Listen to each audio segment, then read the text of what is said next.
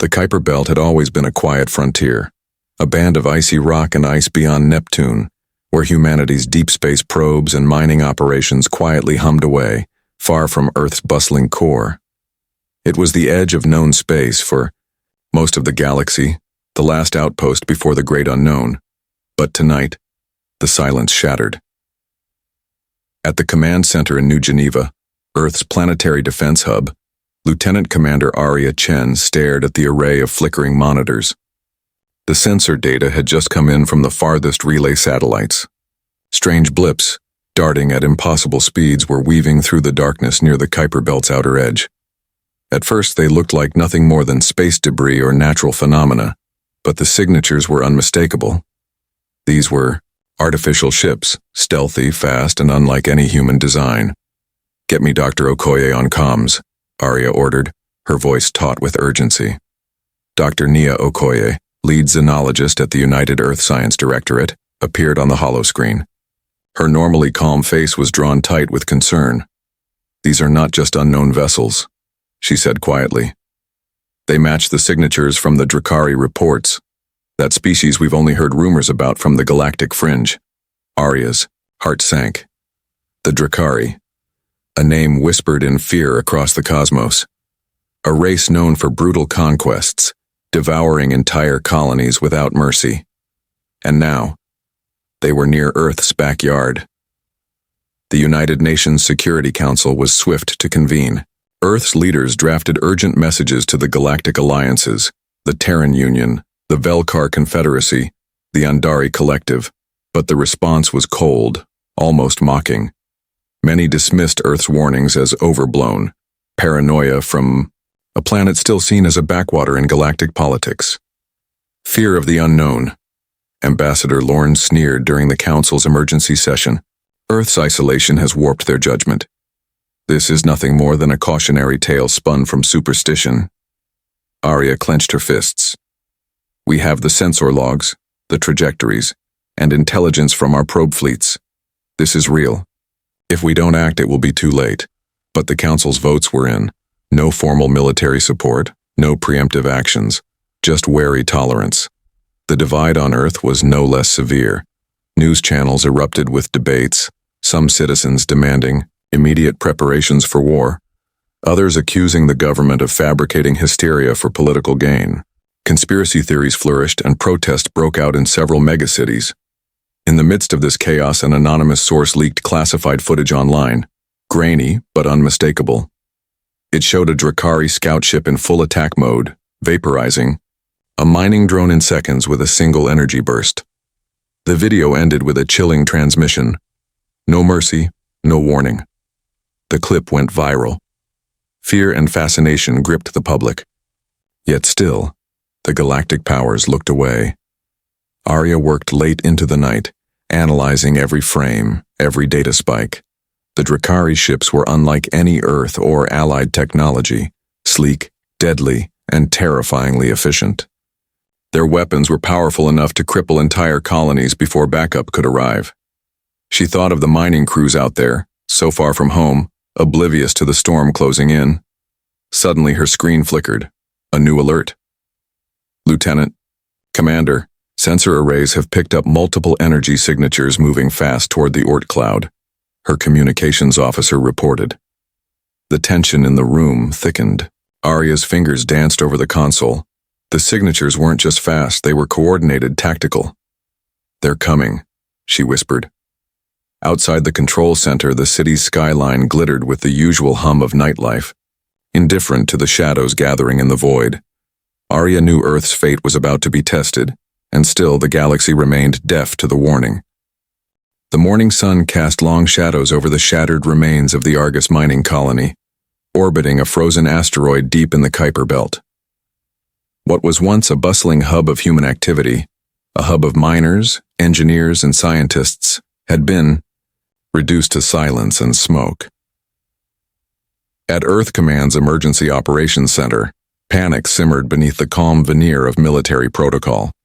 Lieutenant Commander Arya Chen stared at the live feed streaming in from the shattered communications satellites circling Argus. All they showed was static. No response from the colony, her communications officer reported. Repeating distress. Calls cut off abruptly 20 minutes ago. Arya's stomach clenched. The Drakari had struck swiftly. Not a warning, not a negotiation, just annihilation. The official briefing came quickly. The mining colony was completely destroyed. Survivors, unknown.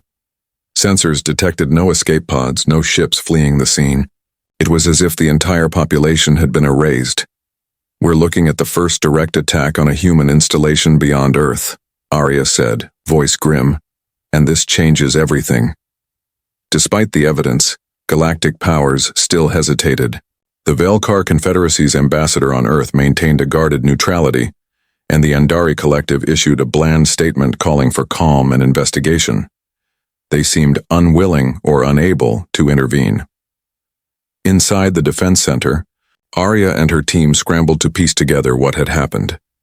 Early analysis showed the Drakari had used stealth technology to bypass Argus's outer defenses. The energy signature of their weapons was unlike anything recorded, far more devastating than expected. Then the reports came from other colonies farther out. Similar attacks, smaller scale, but no less brutal. It was a coordinated assault. Earth was on the defensive alone. But the true horror was revealed when a tiny scout ship, the Vigilant, barely escaped one of the ambushes. Its crew sent back haunting footage before their last transmission was cut short. The video showed the inside of a Drakari boarding party. Pale insectoid creatures moved with terrifying precision, brutal and merciless. Human crew members screamed as they were captured or killed. The camera shook violently, sounds of blaster fire and screams echoing. Then, the Drakari captain's voice echoed through the comms. This is your warning. Surrender is annihilation. Resistance is extinction. The feed ended abruptly. Arya leaned back, exhaustion and dread weighing heavy on her. They're not just attacking. They're hunting. Across the Earth, the news hit like a hammer. Streets filled with terrified crowds. Governments declared states of emergency.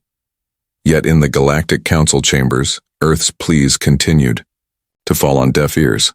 The Drakari are an isolated fringe species, one official argued. Their actions don't warrant full-scale intervention. Earth's ambassador, Ambassador Han, fought back fiercely. If they reach us here, no colony or outpost will be safe. The entire galaxy faces a threat. But the Council voted no.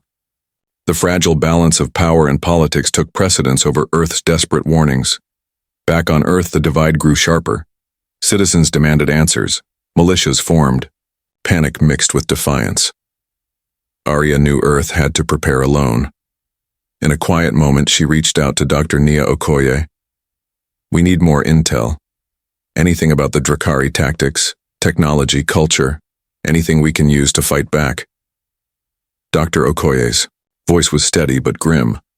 They're unlike anything we've studied. We have fragments from captured transmissions, but their motivations remain a mystery. One thing is clear. They don't negotiate. They don't show mercy. Arya closed her eyes for a moment. The galaxy's dismissal had left Earth vulnerable, but she refused to let it be destroyed. Then we make them regret underestimating us, she said. As the sun set on Earth's surface, dark shadows stretched far beyond the solar system. Shadows that heralded a storm unlike any humanity had faced before. The first true battle for Earth's survival was about to begin. The crimson glare of explosion streaked across the Martian sky like a dying star. Orbiting the red planet, the once proud Ares colony was now a battlefield strewn with fire and wreckage. Lieutenant Commander Arya Chen watched from the command deck of the Eos, Earth's flagship stationed just beyond Mars. The Drakari fleet had arrived. It was worse than anyone had imagined. The Drakari didn't just attack, they obliterated. Their ships moved with a terrifying grace, striking fast and hard. Orbital defenses melted under relentless barrages of energy beams and kinetic missiles. Communications with the colony went dark. Panic flared in Earth Command. Damage reports? Arya demanded. We've lost 3 defense platforms. The colony's power grid is down. Life support failing in several sectors, her officer replied.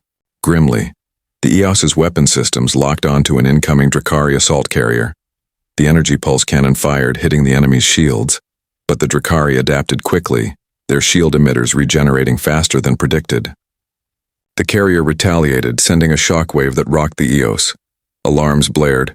Crew members scrambled to their stations. "They're testing our limits," Arya said through clenched teeth. "Hold the line." On the ground, the situation was worse. Colony defenders fought tooth and nail, outnumbered and outgunned. Automated turrets and drones were wiped out by Drakari boarding parties who swarmed through breaches with savage efficiency. In the comm room, a young technician's hands trembled as he sent a distress call. "Phobos base is lost," he whispered. "All hands. Casualties. Evacuation impossible." Arya swallowed the lump in her throat. Every loss was a wound on humanity's spirit.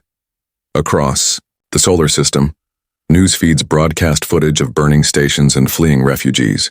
Cities on Earth prepared emergency shelters, while the military mobilized reserve forces. Yet the other galactic powers remained disturbingly silent. In a rare statement, the Velkar Confederacy's envoy said only, "We are monitoring the situation." Frustrated by the lack of support, Earth Command doubled down on its own resources. Scientists and engineers worked around the clock, racing to retrofit captured Drakari tech scavenged from earlier skirmishes. Arya found herself in the labs one night, watching as engineers reprogrammed alien energy cores. The technology was unlike anything human hands had built, but desperate necessity bred innovation. "We're pushing past their limits," said Dr. Nia Okoye, standing beside Arya. "If we can crack their shield regeneration, we can level the playing field." Arya nodded.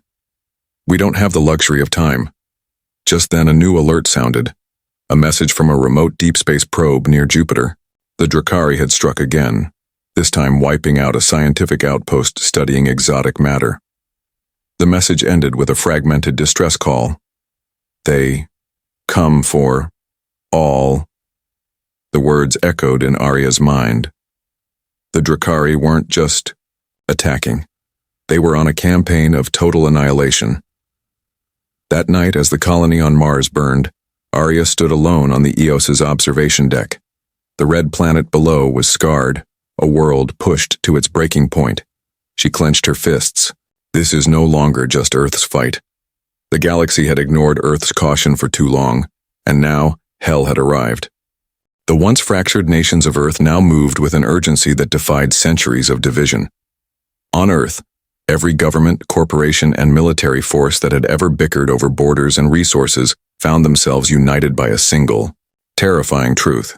The Drakari were coming, and they brought annihilation.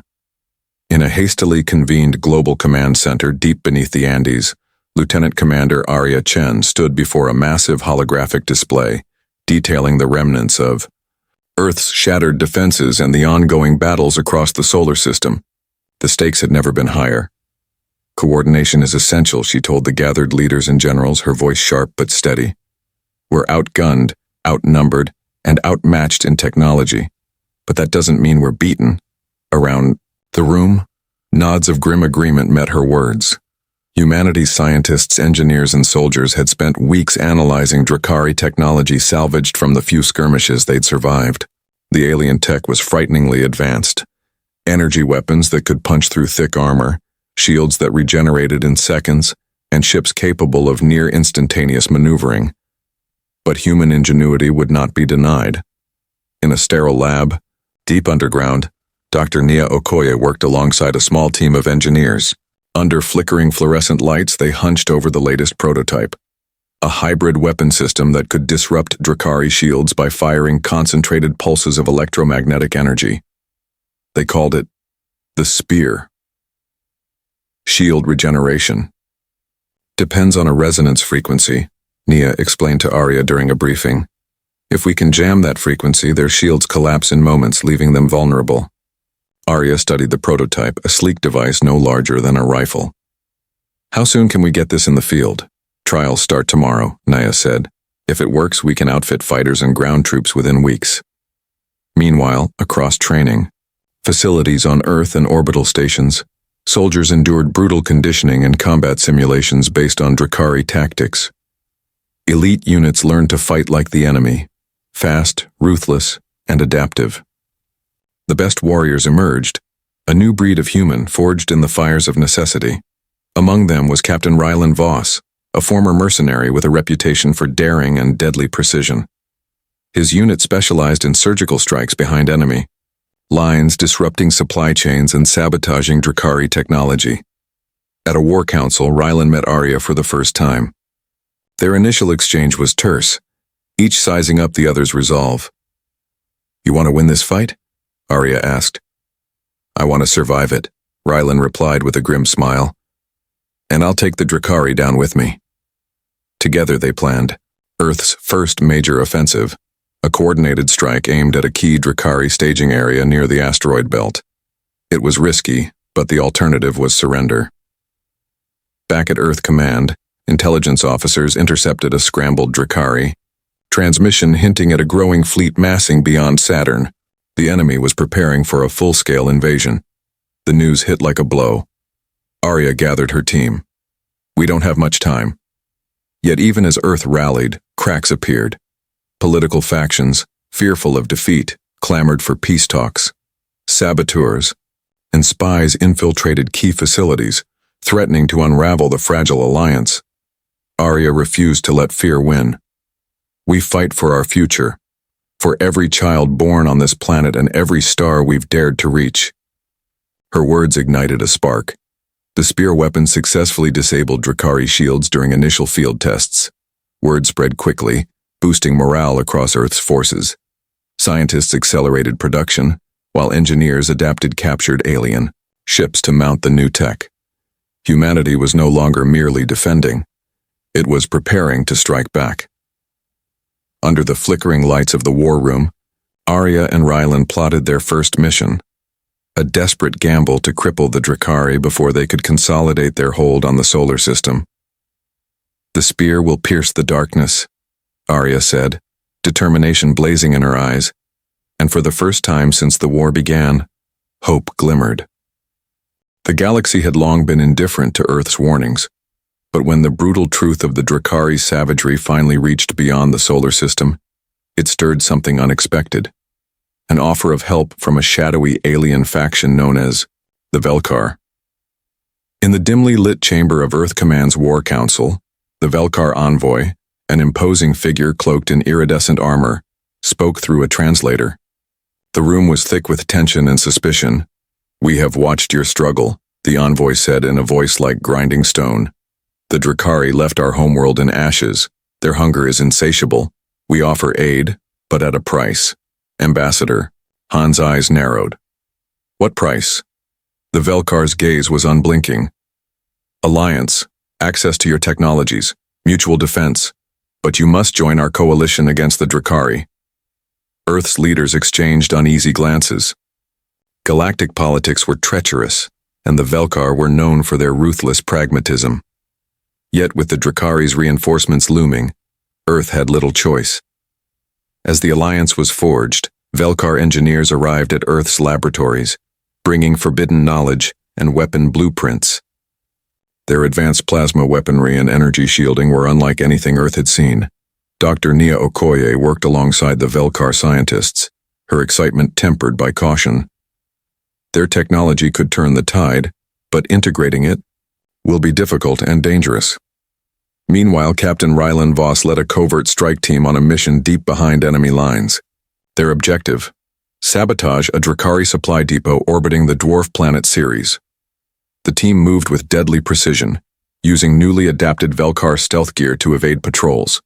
But inside the facility, they uncovered a chilling secret. Massive containment chambers held captured alien species, victims of the Drakari's brutal expansion. Some were barely alive, their eyes reflecting hopelessness and terror. Rylan's voice was grim over comms. "They're not just conquering worlds. They're harvesting prisoners for something."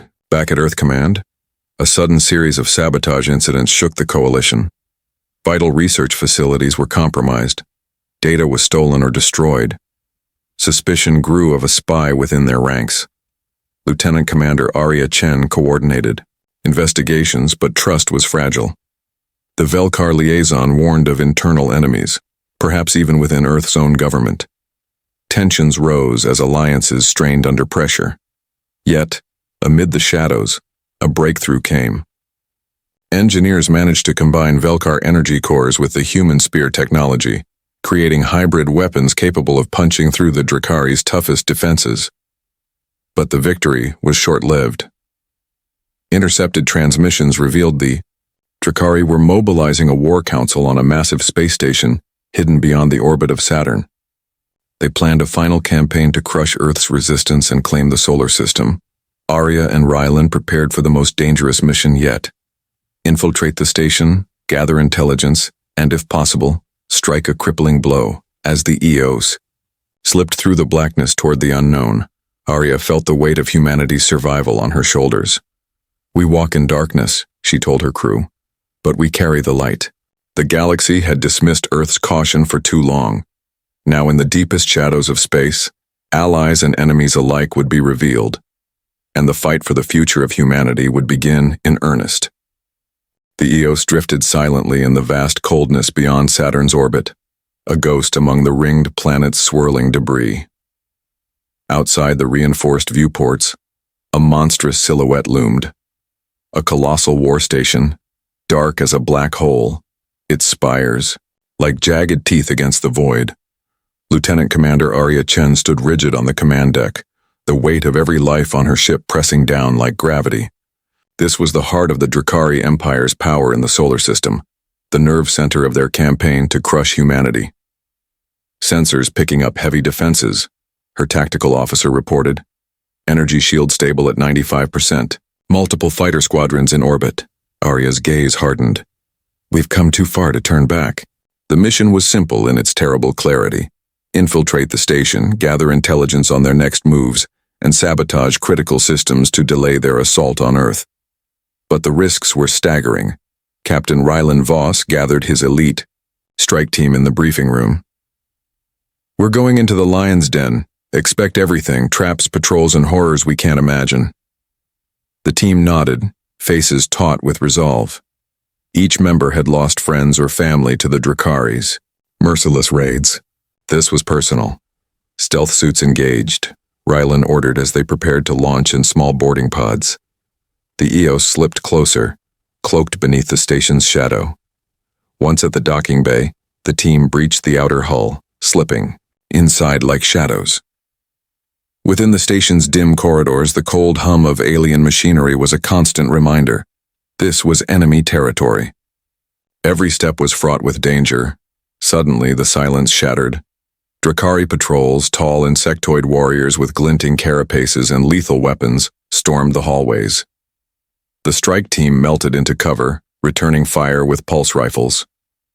Enhanced by Velkar tech, the firefight was brutal and swift.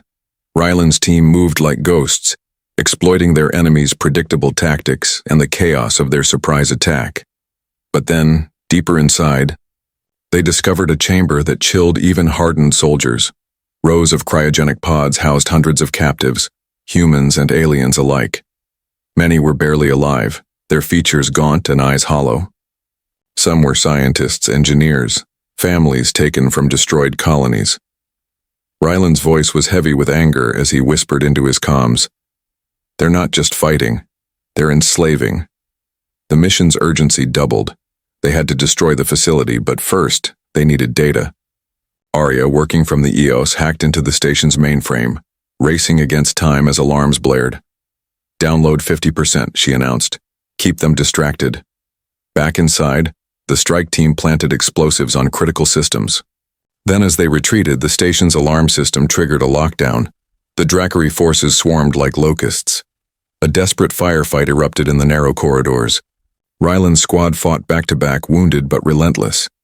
Time was slipping away. Arya's voice crackled over the comms. "Data transfer complete. Get out now." With grenades detonating behind them, the team sprinted toward the extraction pods. Rylan, carrying a wounded teammate, was the last to board. The pods blasted away from the station, just as a cascade of explosions tore through the corridors. The Eos caught the returning pods and jumped to full power, fleeing the station's deadly grasp. As the war station burned in the distance, Arya stared at the stolen data, hope flickering in her chest. They now had plans, coordinates, even insights into Drakari leadership. But the cost was high, too high. "We've struck a blow," she said quietly, "but the war is far from over." Outside, the cold blackness of space seemed suddenly less empty. Somewhere beyond the stars, the future of humanity hung in the balance. The EO sailed back into the warmth of the inner solar system, its hull scarred and battered from the harrowing mission beyond Saturn. Inside the ship, the atmosphere was heavy with exhaustion and unspoken fears. Lieutenant Commander Arya Chen stood before the War Council, clutching the data drive they had stolen from the Drakari war station. The room was packed with military leaders, scientists, and diplomats, all eager for news of their first real victory. "We have gained invaluable intelligence," Arya announced, voice steady but strained. "We now know the structure of the Drakari command and the locations of several key supply lines." A map flickered to life above the conference table, showing clusters of Drakari strongholds stretching from the asteroid belt toward the outer planets. "Using this data, we can plan coordinated strikes to disrupt their operations," she continued. "But the Drakari will respond, and their retaliation will be swift and brutal." The council murmured in agreement. Captain Rylan Voss, leaning heavily on a medical officer, stepped forward. His voice was raw. "The mission cost us dearly. We lost 5 of our best. The survivors carry wounds, physical and mental." Arya met his eyes, knowing the pain behind those words. Each loss was a scar on humanity's soul. The cost of fighting the Drakari was becoming painfully clear. Meanwhile, across Earth and its colonies, the news of the EOS's successful infiltration sparked a fragile hope. Citizens rallied behind the Yaistider war effort. Volunteers flooded recruitment centers. Scientists redoubled their efforts. But the Drakari's response was merciless. Within days, Drakari fleets struck again, this time targeting Earth's outer defense stations and mining colonies. On Callisto and Europa, the assaults were devastating, leaving thousands dead and entire facilities reduced to rubble. In a tense broadcast, Ambassador Han addressed Earth's people. "Our fight is far from over. We face a merciless enemy, but together we will endure." Arya worked tirelessly alongside Dr. Nia Okoye and Velkar advisors to adapt the stolen data into new strategies and weaponry. The hybrid spear weapons were refined and deployed, turning the tide in smaller engagements. Yet in the quiet moments, Arya wrestled with doubt. One night in her quarters, she stared at a photograph of her family back on Earth. The faces smiled, oblivious to the war raging in the stars. Her voice was barely a whisper. "How many must fall before this ends?" The answer was unknown. Among the data recovered from the Drakari station was a chilling discovery: the existence of a horrific project known only as the Eclipse Protocol. Files suggested the Drakari planned to unleash a devastating weapon, capable of extinguishing entire planets by collapsing their star's energy output. The implications were staggering.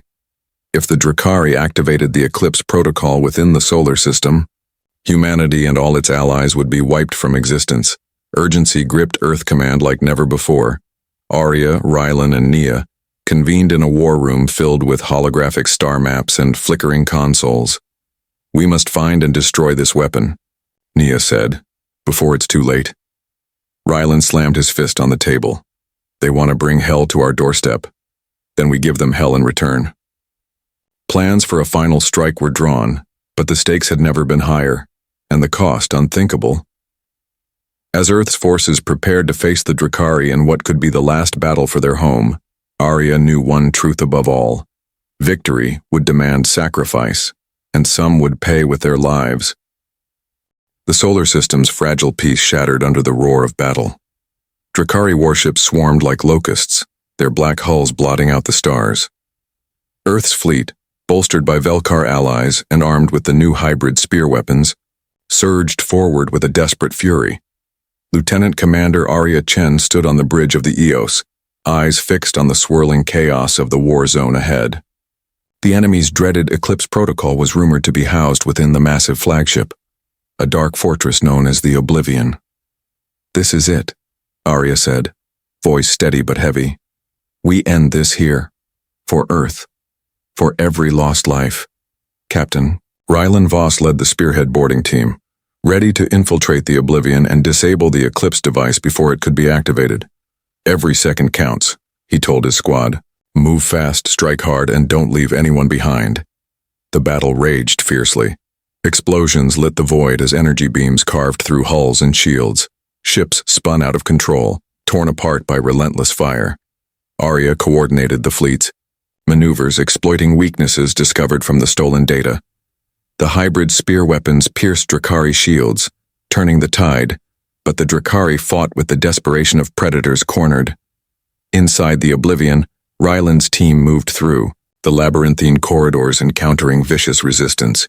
The alien soldiers fought with brutal precision, their insectoid bodies lashing and striking with deadly efficiency.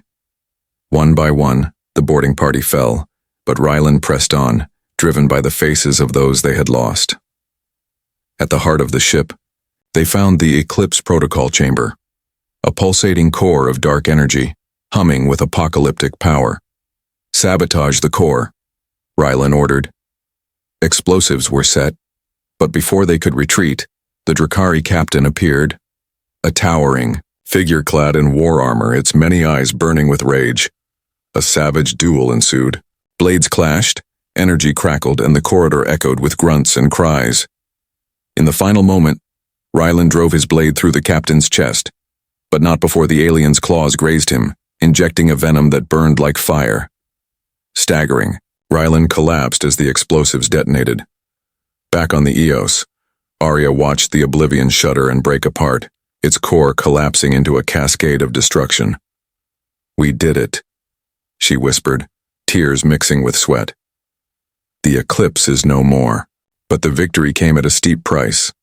The Eos received a transmission, Rylan's voice weak but alive. "Mission accomplished, but I'm not coming home." Arya's heart clenched. "Hold on, Rylan. Help is coming." Yet deep down, she knew some sacrifices were irrevocable. In the aftermath, Earth and its allies rallied to rebuild, the memory of the war forever etched into history. The galaxy could no longer ignore humanity. The Drakari threat had been beaten back, but not forgotten. As Earth's skies cleared, Arya looked to the stars with a new resolve. "They dismissed our caution," she said softly. "But we stood. We fought and we survived, and humanity would never be dismissed again."